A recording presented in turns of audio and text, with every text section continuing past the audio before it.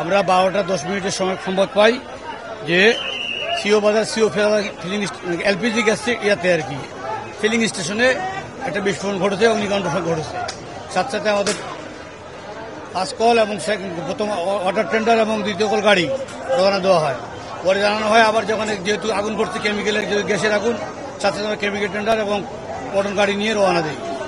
আর সেই ঘটনাস্থলে পৌঁছে দেখি আগুন অগ্নিকাণ্ড নাই, তবে যে গ্যাসের ওদের যে ট্যাঙ্কার ছিল, যে এলপিজি ট্যাঙ্কারটা বিস্ফোরণ করেছে। বিস্ফোরণ করে আশেপাশে অনেক বাড়ি করে জানলা দরজা এবং পাম্পেরও অনেক ক্ষতিগ্রস্ত হয়েছে। আশেপাশে যারা গাড়ি ছিল রাস্তার মধ্যে, সেই গাড়ি তো অনেক ক্ষতিগ্রস্ত হয়েছে।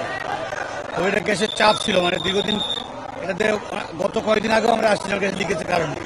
তাদেরকে বলে গেছিলাম এটা মেরামত করে তাদের ব্যবস্থা নেই। ওনারা মেরামত করতেছিল, ওটা মাটি খুঁড়ে মেরামত করার ব্যবস্থা করছিল। ওরা হয়তো বুঝতে পারেনি যে ভিতরে চাপ সৃষ্টি আছে। ওই মুহূর্তে কাজ করতে গেছে, হয় ওয়েল্ডিং করতে গেছে না কাটিং করতে গেছে। মৃত্যুর খবর এখনো পাওয়া যায়নি। এখনো আহত নিহত তথ্য আমরা পাই নাই। তবে আহত 4 জন হাসপাতালে নিয়ে যাওয়া হয়েছে 2-3 দিন ধরে, এটা তথ্য পাইছি। নিহত তথ্য পাওয়া যায়। কোথায়? মেডিকেলে।